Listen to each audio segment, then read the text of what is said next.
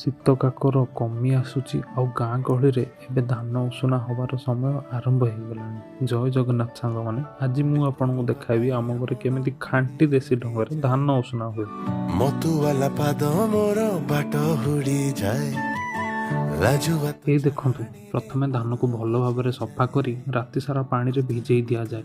ଏମିତି କଲେ ଧାନଟା ଭଲ ସିଝେ ଆଉ ଚାଉଳ ଗୁଣ୍ଡ ହୁଏନି। ସପନେ ମୋର ଲାଗିଗଲା ଜୀବ।